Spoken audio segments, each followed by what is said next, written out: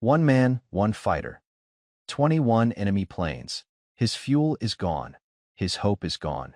This is the true story of an impossible dogfight that history almost forgot in the warship that refused to let him die. Don't miss the final breathtaking minute of sheer survival. Before we see what happens next, I have a question for you. The answer is hidden somewhere in this story. At this moment, facing 21 enemy planes, Lieutenant Mackenzie's fuel state was a death sentence. But what single object, found later in the most desperate circumstances, ultimately gave him a chance, however slim to be seen? Keep watching. The answer is coming. If you enjoyed this, don't forget to subscribe for more. 6:17 hours. The 15th of February, 1945. The Pacific Ocean, 80 miles off the coast of Jima, the engine of the F4U Corsair, was the only sound in a vast, empty sky alone. That was the first irrevocable fact. A single American fighter, low on fuel, its pilot scanning an infinite, hostile blue. The second fact was the clock. In 23 minutes, his fuel state would cross a line. It would become a countdown to a forced ditching in an ocean patrolled by the enemy. The third fact was the radio. Silent. His squadron, VMF-123, was gone. Vanished into the haze after a chaotic, climbing engagement over the volcanic islands. A miscommunication, a missed turn, and he was severed from the pack. By every known rule of aerial combat in the Pacific Theater, Lieutenant James "Red" Mackenzie was already dead. He just didn't know it yet. A rational pilot would have turned for the fleet. He would have nursed his dwindling fuel and prayed for a deck to land on. But the mission brief had been absolute. Reconnoiter the sea lanes north of Jima. Command needed eyes. Eyes he now had to provide. So Mackenzie flew north, deeper into the void, a solitary dot on a Japanese radar screen. He was 24 years old. He had 12 confirmed kills, and in his gut, a cold professional dread was beginning to crystallize. If you enjoyed this, don't forget to subscribe for more. He checked his fuel gauge again. Then he saw them, not a dot, not a speck, a shimmering, distant cloud on the horizon, resolving into sharp, deadly geometry. Not one, not five, but a swarm, a formation of Japanese aircraft. Rising from the direction of the island fortress, turning as one entity, he counted. His breath locked in his throat. 21 enemy planes. A mix of fighters and bombers. A full Shotai plus reinforcements. An avalanche of metal and firepower sent to obliterate a target they assumed was a formation of American raiders. They had found only him. No rational calculus of war accounted for this. 1 against 21 was not a battle. It was an execution. History insists this moment should have been the final entry in a pilot's log. Failed to return. Mackenzie's hand tightened on the throttle. He had seconds to choose, to run and be chased down like a wounded animal, to die quickly, diving into the sea, or to do the unthinkable. He pushed the throttle forward. The Corsair's Pratt Whitney engine roared, not in retreat, but in a direct, screaming charge toward the heart of the swarm. To understand the madness of that charge, you must understand the machine. The F4U Corsair was not an aircraft. It was a statement of brutal physics. Its inverted gull wings, its colossal 18-cylinder engine was engineered for one purpose: dominance. But it was also a beast. On early carrier decks, its long nose made landings a treacherous gamble, earning it the initial distrust of the Navy. It was given to the Marines, the hard-fighting, hard-dying foot soldiers of the air. Men like Mackenzie. If you enjoyed this, don't forget to subscribe for more. They tamed it. They learned that in its wrath lived their only chance. Now that wrath was being aimed at an oncoming storm. The Japanese formation was a textbook display of aerial hierarchy below, and ahead, the slower, vulnerable torpedo bombers Nakajima B-6N Jills lumbered toward their presumed target. The American fleet, they believed, was just over the horizon.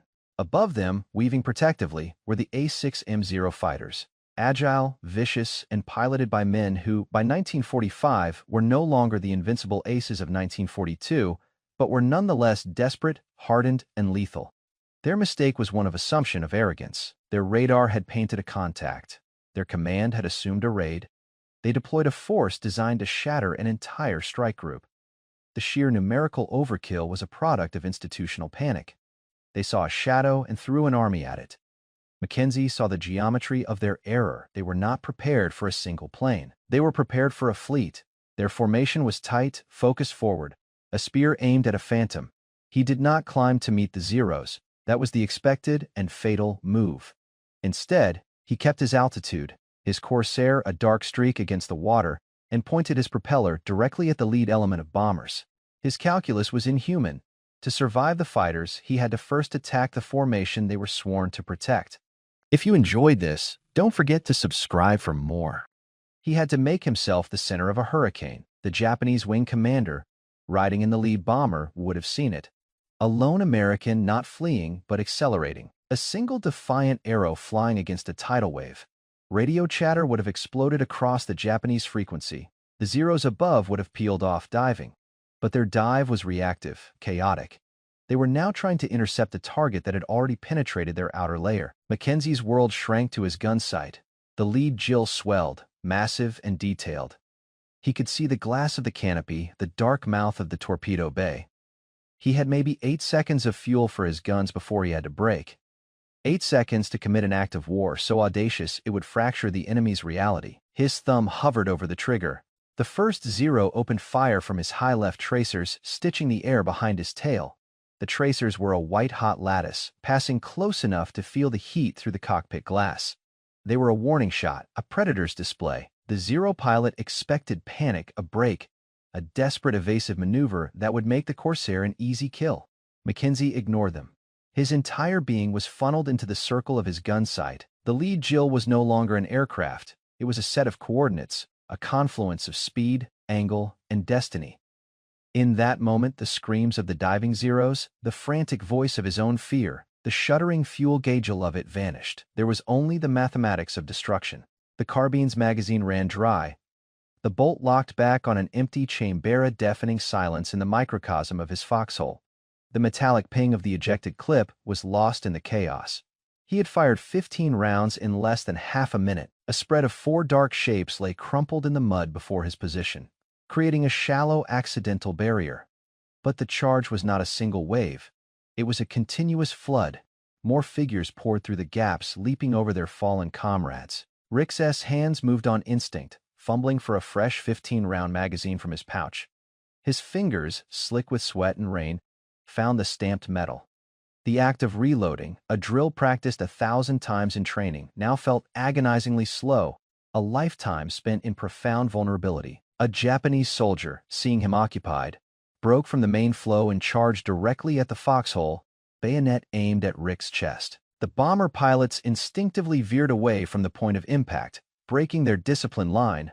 The protective umbrella of Zeros was now a confused scrum, some continuing their diving attacks, others pulling up to avoid colliding with their own disorganized charges. Mackenzie did not linger to admire his work. The instant his guns fell silent, he threw the Corsair into a violent gut-wrenching break to the right. If you enjoyed this, don't forget to subscribe for more.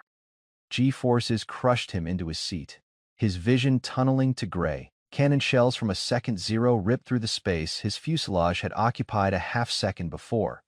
He was now inside the swarm, a shark in a school of panicking fish. Enemy aircraft were everywhere above. Below, in his peripheral vision, the safe, empty sky was gone. He was surrounded by a moving maze of wings and rising sun insignias. His new objective was not to shoot, but to survive the next 10 seconds.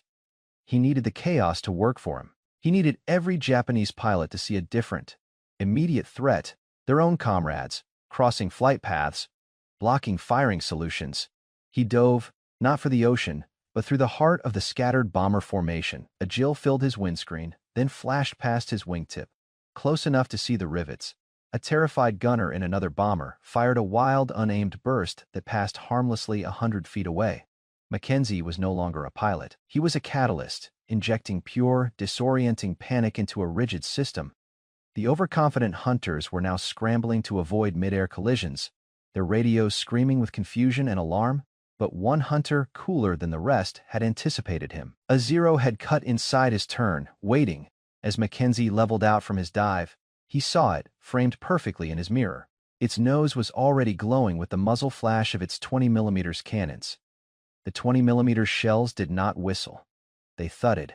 A sound felt more than heard.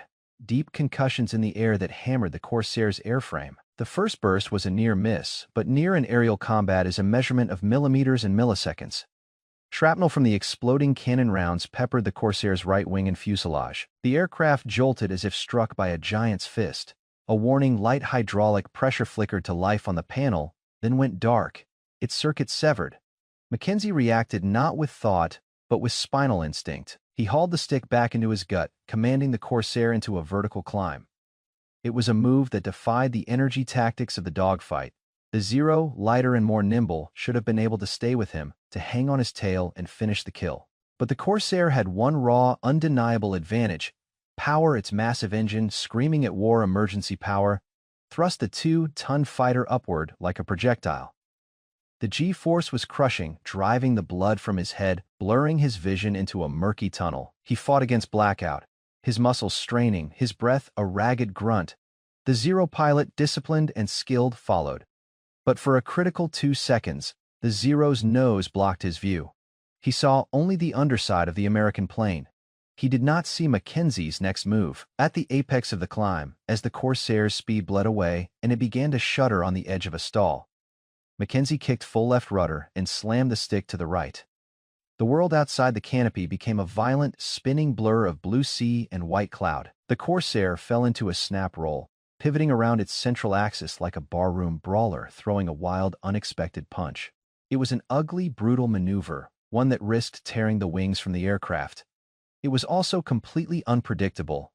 The Zero pilot, expecting a stall or a continued climb, overshot. For one breathtaking moment, the agile Japanese fighter was no longer a predator on the tail. It was a target, floating almost motionless, ahead and slightly below the tumbling Corsair. Gravity took over, the Corsair's nose fell through the horizon. Mackenzie was now diving, the Zero filling his windscreen. The roles had reversed in a single, violent paroxysm of physics. He had no time for a careful aim. He had maybe a half-second firing window before the Zero recovered. He centered the pipper just ahead of the Zero's cockpit and mashed the trigger. The .50 calibers roared again. A short, brutal burst, sparks danced along the Zero's engine cowling. A piece of its right aileron tore away, fluttering like a dying leaf. If you enjoyed this, don't forget to subscribe for more. It wasn't a killing shot. It was a message written in fire and lead. I am not prey. The damaged Zero peeled away, smoke trailing from its wounded engine. But the victory was microscopic. The fuel gauge needle now trembled on the edge of the red, and the sky around him was still filled with enemies, their initial shock hardening into a cold, collective rage. They had been humiliated.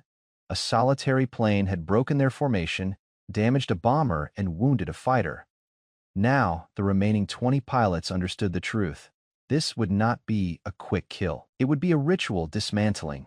They began to regroup, not as a confused mob, but as a coordinated wolf pack, moving to encircle the wounded Corsair from all points of the compass. Mackenzie had won a moment. He had just guaranteed himself a longer, more terrible death fuel. It is the silent master of every aerial engagement. More than courage, more than skill, it is the unyielding clock that ticks in every pilot's head. For Mackenzie, that clock was now screaming. The needle was deep into the red. The fight had consumed reserves at a catastrophic rate of climb. The dive, the war emergency power. The mathematics were simple and brutal. The fleet was over 60 miles away, a distance he could not cover, even if the sky were empty. He had, at best, minutes of flight remaining before the engine coughed its last breath and began its death rattle. The sea below was no longer a backdrop. It was his certain tomb, a February ocean, cold enough to kill from shock in minutes, deep enough to swallow his plane without a trace. The life raft, if he could deploy it, would make him a floating target for any vengeful Japanese pilot willing to strafe a defenseless man in the water. His only remaining asset was altitude. He had traded speed for height in his desperate climb. Now, nearly 4 miles above the Pacific, he had a last, terrible currency to spend. The Japanese wolf pack was forming below him, they had learned. They would not be drawn into another chaotic, individual brawl. They began to ascend in a staggered, layered formation, a net being drawn upward.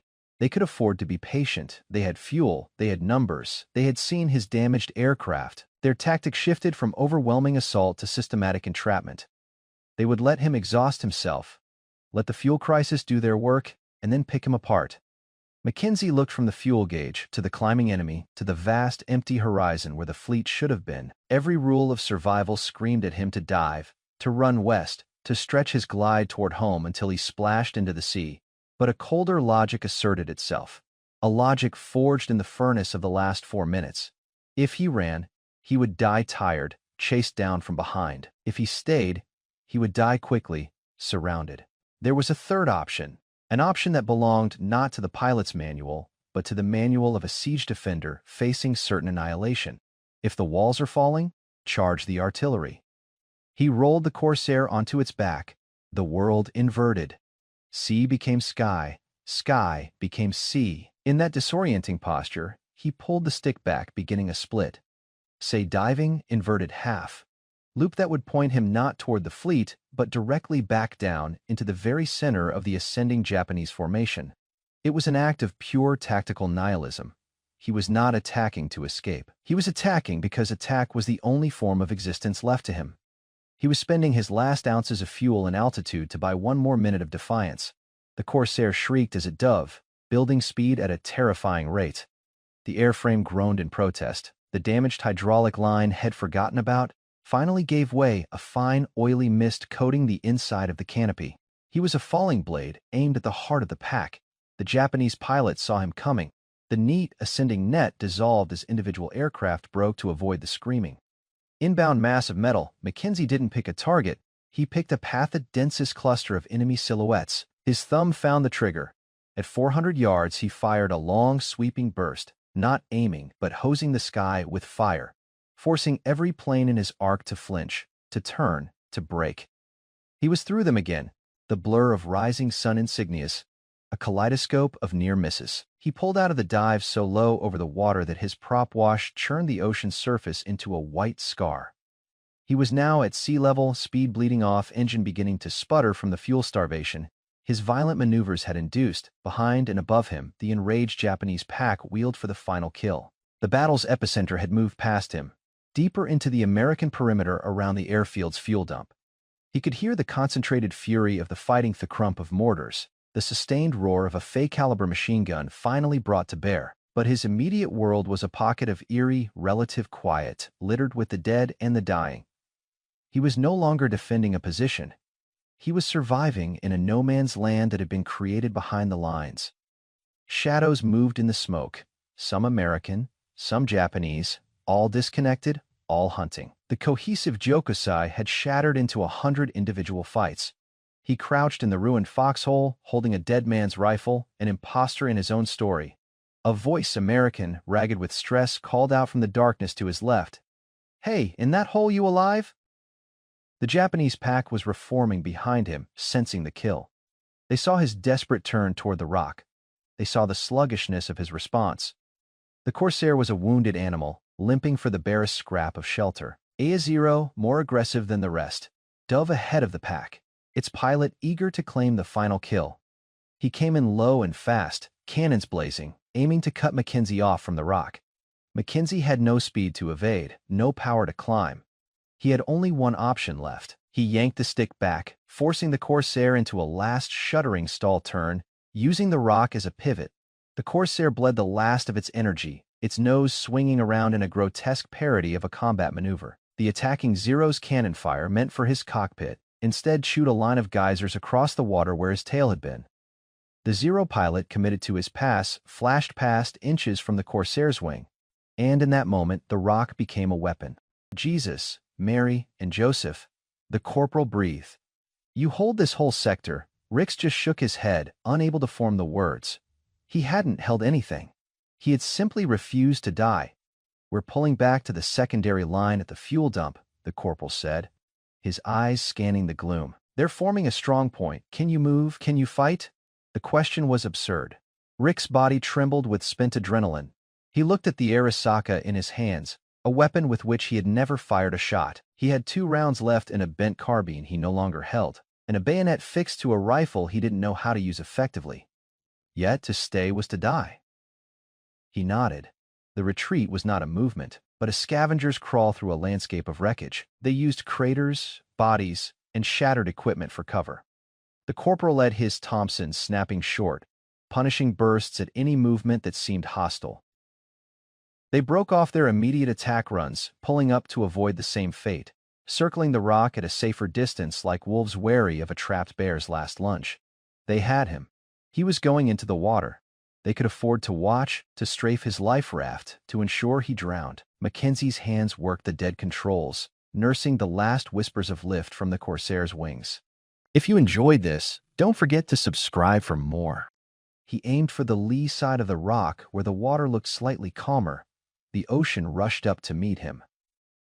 The impact was a universe-ending crash, a hammer blow that slammed him against his harness. The windscreen dissolved into a wall of green-white water.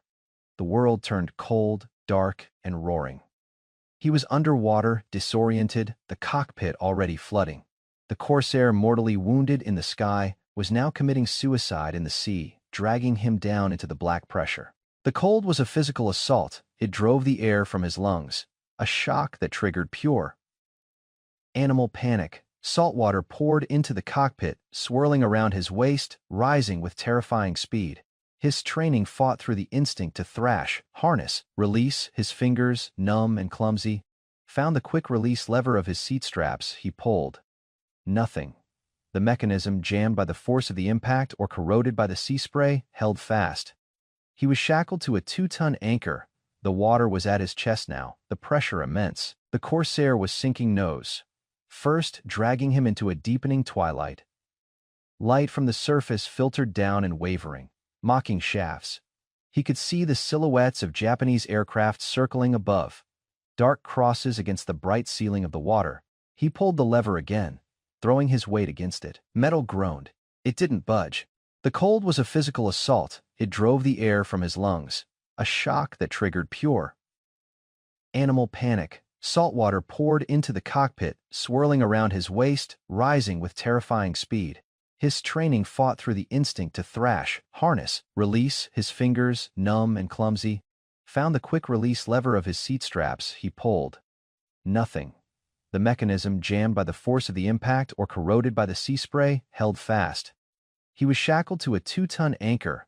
The water was at his chest now, the pressure immense. The Corsair was sinking nose first, dragging him into a deepening twilight. Light from the surface filtered down and wavering, mocking shafts. He could see the silhouettes of Japanese aircraft circling above, dark crosses against the bright ceiling of the water. He pulled the lever again, throwing his weight against it. Metal groaned. It didn't budge. He reached for the survival knife sheathed on his flight suit. The water was at his chin. He had seconds before the canopy was fully submerged, before the sinking aircraft gained irreversible momentum. He sawed at the thick canvas strap of his harness. The blade moved sluggishly in the water. The world closed in. The last pocket of air bubbled past his ears with a desperate gurgle. Darkness enveloped him. The only sound was the groan of the dying aircraft and the thunder of his own heartbeat. With a final, tearing pull, the strap parted. He was free. But freedom now meant being loose inside a sinking metal coffin. He pushed himself away from the seat, turned, and kicked for where he remembered the canopy outline to be. His head struck solid plexiglass. He was trapped. In his disorientation, he'd kicked toward the floor. He flailed, lungs burning, searching for the canopy edge, the open sky. His hand found the handle of the emergency release. He pulled nothing. The internal pressure from the sinking aircraft had sealed it shut. It was a known flaw, a nightmare scenario. Every Corsair pilot had heard in whispers. He was entombed. Above, the circling Zeros saw the air bubbles from the sinking plane break the surface. They saw the spreading oil slick. To them, it was over. The American was dead. The score was settled, albeit at a humiliating cost. 1 bomber damaged. 1 fighter lost to a rock. For 1 man, they began to form up. The hunt concluded. They would return to Jima and report the destruction of a lone, reckless American fighter. Beneath them, in the green silence, Mackenzie's hand brushing the canopy in a last, frantic search found not the handle, but the steel buckle of his parachute pack, still clipped to his chest. An object not designed for this, a tool. He drove it forward, a weak underwater hammer blow against the plexiglass. A white star of a crack appeared. He struck again and again, turning his body, putting the last of his strength into the blows. The crack spread. A spiderweb of fractures, the pressure of the deep water outside did the rest. With a sound like a gunshot muted by the sea, a section of the canopy imploded inward. The ocean rushed in with renewed force, but it was also a doorway. He clawed through the jagged opening, felt the tear of metal on his flight suit, on his skin. He kicked, propelled by a final primal surge of adrenaline, away from the sinking Corsair, following the bubbles toward the distant shimmering light. He broke the surface with a gasp that was half scream, sucking in air and salt water. The world returned in a blast of noise, the wind, the waves, the fading drone of aircraft engines. The Japanese formation was a shrinking cluster in the sky, heading east. Back to their fortress. He was alive. He was alone, and he was adrift in the open ocean, with nothing but a deflating life vest, a knife, and the barren rock now half a mile away, its base a churning maelstrom of surf against stone. The silence after the engines faded was profound.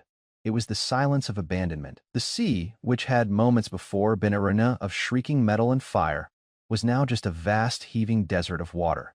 The rock stood as a lonely sentinel. The Japanese were gone, convinced of his death. Mackenzie floated, gasping, the cold seeping into his bones. The initial shock of survival gave way to a more brutal calculus. He was hundreds of miles from friendly territory. The fleet's location was a guess. His position was unknown. The single-man life raft, which should have been his salvation, was still stowed in the sunken Corsair. All he had was his Mae West life vest, already losing buoyancy from a slow leak where the canopy glass had torn it. The rock was his only objective, not as salvation, but as a postponement of death. A floating man was invisible. A man on a rock, however barren, was a point on a chart. It was something to be seen. He began to swim. It was less a swim than a desperate, thrashing struggle against the current that wanted to pull him away from the stone pinnacle. Every movement sent fresh jolts of pain from cuts and bruises he hadn't yet registered. His waterlogged flight suit weighed him down, a leaden second skin. The salt in his wounds was a constant, burning agony. The Pacific is not a still pond. It is a living, breathing entity with a pulse. Swells lifted him up, offering a glimpse of the jagged black stone, then dropped him into troughs where he saw nothing but walls of water. The sound of the surf against the rock grew louder, pounding. Rhythmic roar that promised not shelter, but violence. After an eternity of effort, his feet scraped against submerged rock. He was in the breakers now, in the zone where the ocean fought its final furious battle with the land. White water churned around him, pulling him under, slamming him against barnacle-encrusted stone. He clung, fingers tearing on sharp edges, his body battered by each wave. He hauled himself out of the surging foam, collapsing onto a narrow, sloping shelf just above the waterline. He vomited salt water, his body convulsing with exhaustion and cold. He was on a piece of stone no larger than a truck, wet, exposed, and utterly alone. He checked his watch. It had stopped, flooded. The sun was past its zenith. He had no water, no food. His only tools were his knife and a small, watertight signal mirror in his vest pocket, a tiny disc of glass meant to catch the attention of rescuers, who had no reason to look here. He looked out at the empty horizon. The math was even more hopeless than the dogfight. His squadron would have reported him missing.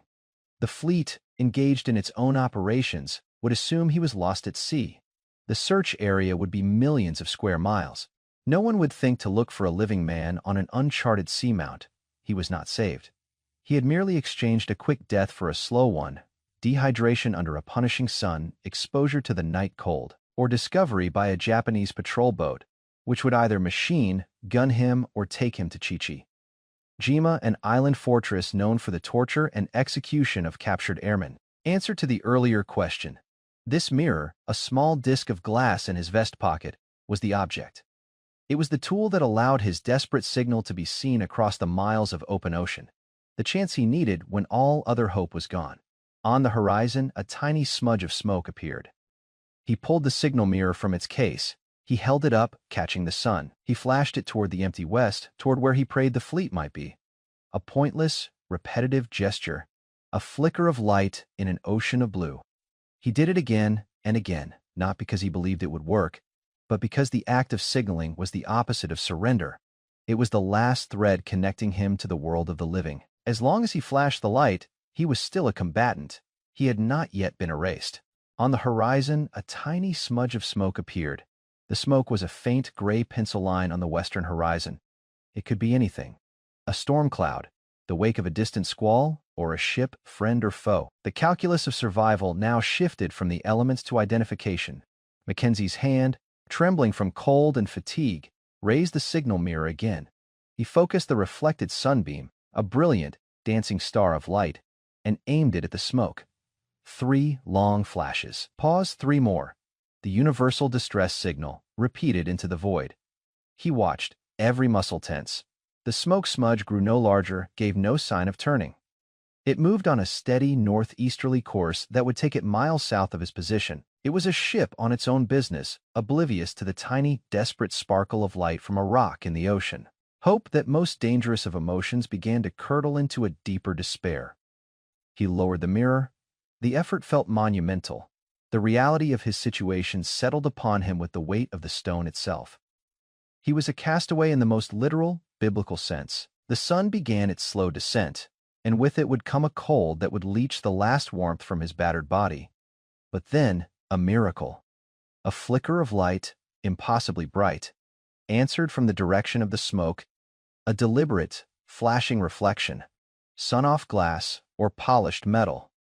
Then another acknowledgement. The ship had seen him. It was not a guarantee of rescue, it was a guarantee of contact.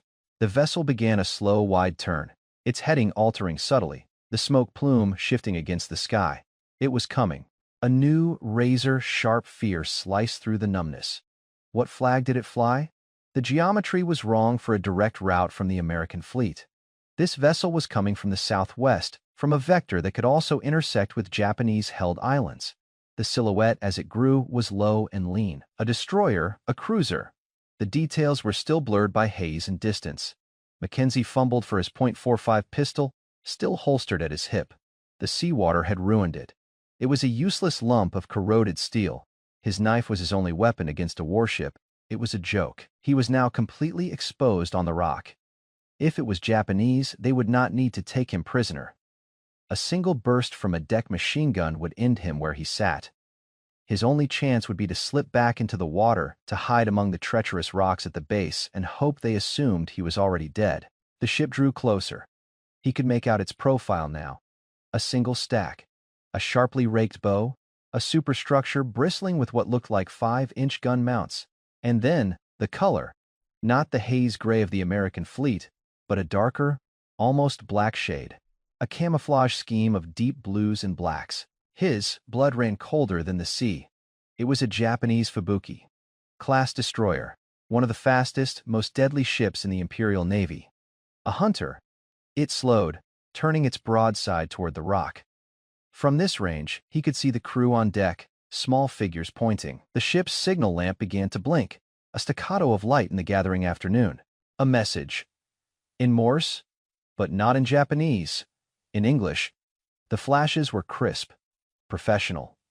American Morse, ALIDOUS, SALI. DOC, VE-48, not a destroyer. An escort carrier, one of the small, vulnerable, and utterly indispensable baby flat tops that served as the eyes, the shield, and the beating heart of anti-submarine screens and support groups. Her dark camouflage wasn't Japanese, it was measure 21, the U.S. Navy's standard dark blue system designed to vanish into the sea and sky. The relief was so profound it was a physical blow. Mackenzie sagged against the rock, the strength draining from his limbs.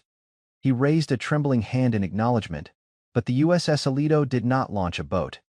She held her position 1,000 yards off the rock, her signal lamp flashing again. PJ, PAT, ROLS. TAYDOWN. The meaning was clear, and it was terrifying.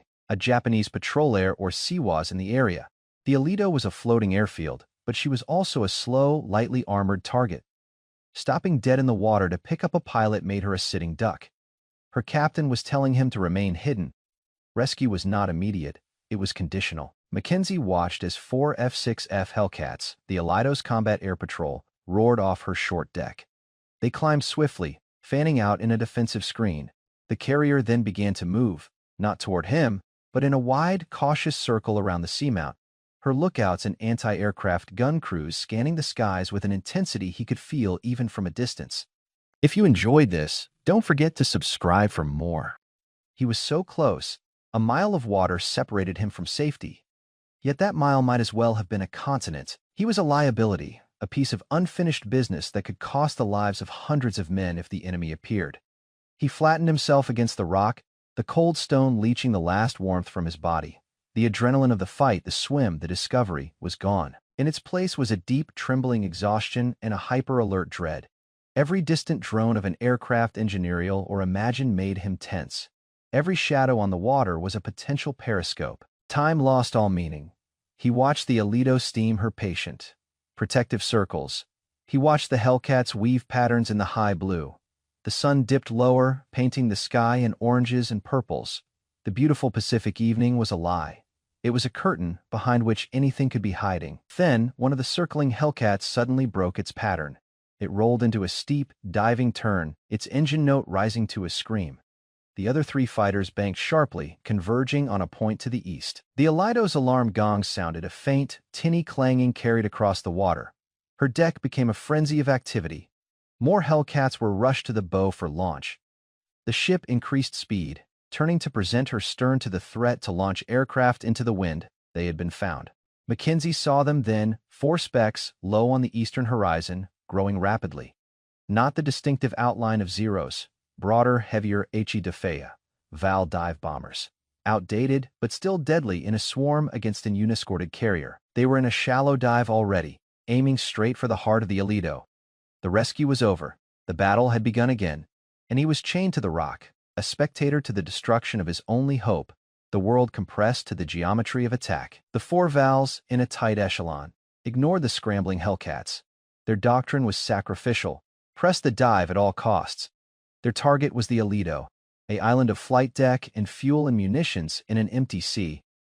The Alito's anti-aircraft guns opened up. First, the thunder of the Fay-inch mounts, throwing black puffs of flak into the sky ahead of the bombers. Then the faster, angrier bark of the Fayum Bofors, and finally the hysterical, ripping cloth sound of the Fayum Oerlikons. The air between the rock and the ship became a storm of steel and smoke. Own Val took a direct hit from a 5-inch shell. It disintegrated in a silent orange flower, pieces cartwheeling into the sea. The remaining 3 pierced the flak wall. They nosed over into their terminal dives, sirens screaming the infamous Jericho trumpet wail designed to shatter morale. They were aiming for the Alito's flight deck amidships. From his rock, Mackenzie was a powerless witness. This was the view from hell, to see your savior about to be destroyed, and to be unable to fire a shot, to shout a warning. He could only watch as the dark crucifix shapes of the bombers fell through the lattice of tracers. The Alito performed a desperate, hard turn to starboard, heeling over, her port side rising from the water. It was a maneuver to throw off the bomber's aim, to present a turning, harder, to hit target. The lead Val released its bomb. A dark dot fell away from its belly. It missed the wildly turning carrier's deck by mere feet, sending up a colossal plume of white water alongside the hull. The concussion wave hit Mackenzie's rock like a physical blow seconds after he saw it. The second Val was hit by concentrated 40mm fire. Its wing came off. It spiraled crazily, impacting the ocean in a fiery smear just short of the carrier. The third Val, piloted by a man either supremely skilled or utterly fanatical, held his dive through the inferno. He released late, pulling out so low his wings nearly clipped the Alito's radar mast. His bomb struck home. It hit on the port side, aft of the island's superstructure near the fantail. The explosion was not the magazine, detonating cataclysm of Hollywood. It was a violent, localized detonation of fire and smoke. A geyser of debris, deck plating, cables, shattered aircraft parts fountained into the air. The Alito shuddered. A black, oily smoke began to pour from the wound. She lost way, her sharp turn becoming a sluggish wallow. On the rock, Mackenzie's heart sank. A hit on an escort carrier was often a death sentence. Fire, secondary explosions, loss of steering. The ship was now a cripple, bleeding smoke into the twilight sky. The remaining Japanese patrol aircraft would be vectored in like vultures. The rescue was not just postponed, it was likely obliterated. But then, something happened that defied the narrative of defeat.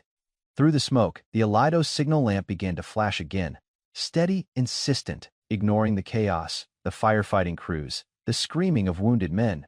The message was not about the ship, it was for him. Battleunc,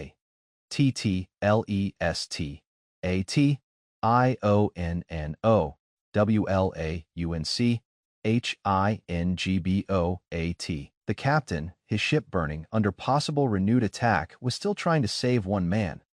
The order was a defiance of all tactical logic. It was an act of stubborn, irrational humanity in the midst of mechanized slaughter. A small boat was lowered from the Alido's undamaged starboard side, a whaleboat manned by a handful of sailors. It began to power toward the rock, cutting through the swells, a tiny brave speck on a burning sea. But from the east, where the Vals had come, a new engine note joined the chaos.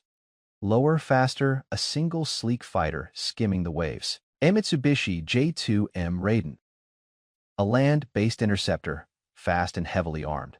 It was not part of the bomber strike, it was a cleanup hunter, and it was lining up for a strafing run on the exposed, vulnerable whaleboat. The Raiden was a bolt of dark lightning against the darkening sky. Its purpose was unmistakable: to punish the Alido for stopping, to kill the rescuers, and to erase the final witness to the morning's humiliation. The whaleboat was a perfect target. Slow, unarmed, its occupants focused on the rock ahead, not the death swooping in from the sea. The Raiden's pilot would have seen it all: the burning carrier, the small boat, the man on the rock, a tidy end to a messy engagement. Mackenzie was on his feet, screaming a warning he knew they couldn't hear, his voice lost in the wind and the distant roar of the Alido's fires. He raised the signal mirror, not to flash, but as a pathetic, reflexive shield. High above, the Alido's combat air patrol finally reacted. One of the orbiting Hellcats, piloted by a man with the callsign Cowboy, broke from his patrol box. He stood his aircraft on a wingtip and dove, not in a graceful arc, but in a near, vertical, fuel-injected plummet. It was a move of pure, calculated rage. He was trading altitude and safety for one thing: speed. The physics were brutal. The Hellcat was a heavier, sturdier bird than the nimble Raiden, and in a dive, it became a meteor. It screamed down, closing the distance with terrifying silence from the Raiden's perspective. The Japanese pilot, eyes fixed on the whaleboat, never saw the American fighter descending from the sun at over 400 knots. The Hellcat's 6.5 calibers opened fire at point-blank range. The sound reached Mackenzie as a brief, muffled rip. The Raiden simply came apart. Its right wing folded backward, its engine cowling erupted in flame, and it cartwheeled once before hitting the water in a flat, explosive pancake of metal and fuel, just 100 yards from the speeding whaleboat. The Hellcat. Cowboy pulled out of his dive so low his prop wash churned the sea foam from the Raiden's wreckage. He wagged his wings once at the boat, then climbed back to altitude, his job done. The whaleboat never slowed. It plowed through the spreading oil slick from the dead Raiden, the sailors at the oars pulling with a manic, desperate strength. They crunched against the rocks beside Mackenzie's perch. Rough hands reached for him. "Come on, Lieutenant, let's go." Now, he half jumped into the boat, collapsing onto the hard wooden thwarts. The boat immediately shoved off, the coxswain gunning the engine, turning them back toward the burning carrier. The ride was a blur of spray, shouted orders, and the looming, terrifying sight of the Alido. Up close, the damage was worse. The bomb hit had torn a jagged hole in her port quarter. Smoke billowed, and the acrid smell of burning rubber, oil, and explosives washed over the boat. Men lined the rails, fire hoses snaking across the deck like veins. As they pulled alongside, a cargo net was thrown down. Mackenzie looked up. Faces blackened with soot and streaked with sweat peered down at him.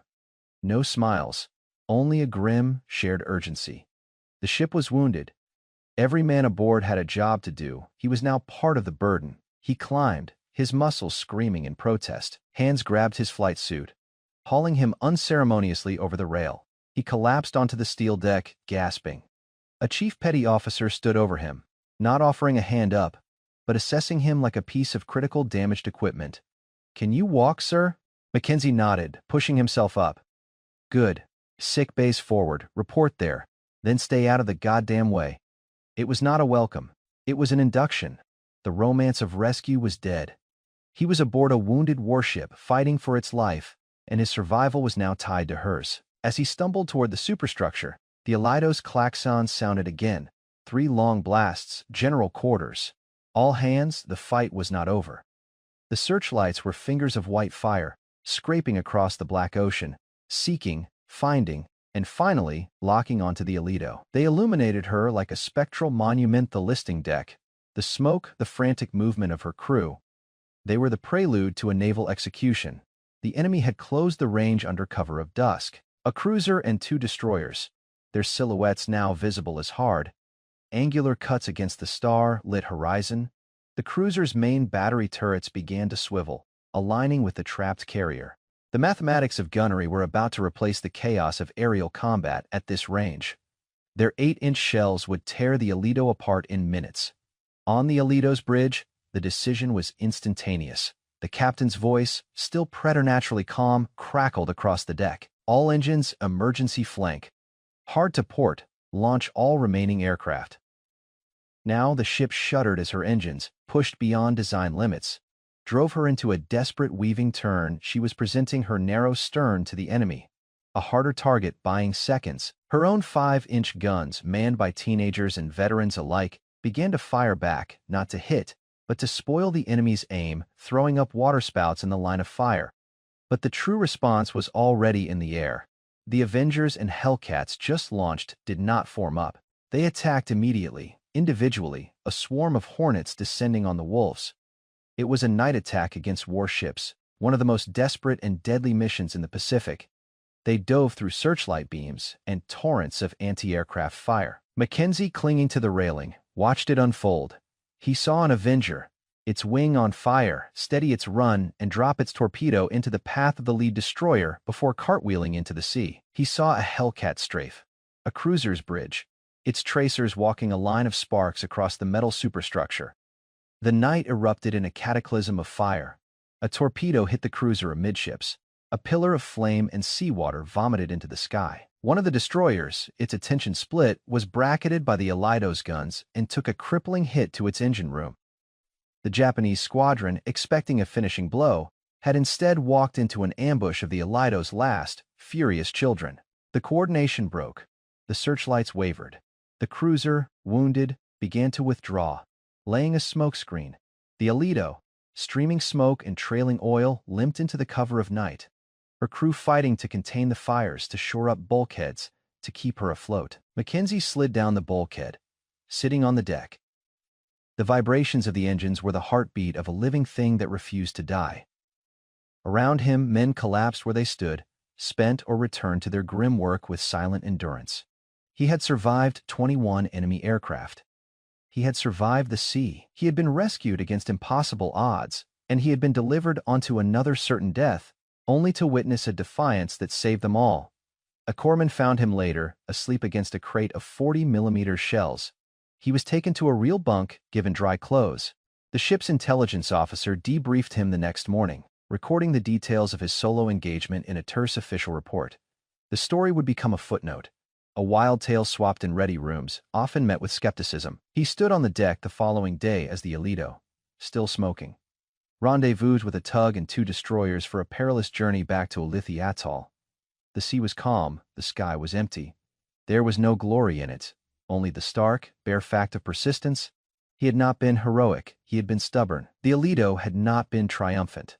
She had been stubborn. In a war of annihilation, sometimes stubborn is enough. He looked out at the endless blue where he had fought and fallen. He was going home. Many of the men around him, and all the pilots who had flown the Alito's final strike, were not. The math of war never balanced. It simply left some behind and allowed others, for reasons no one could fathom, to continue. The ocean held its secrets. The rock remained, and the Corsair rested in the dark, silent, deep, a tomb for the man he was, when the day began. If you enjoyed this, don't forget to subscribe for more.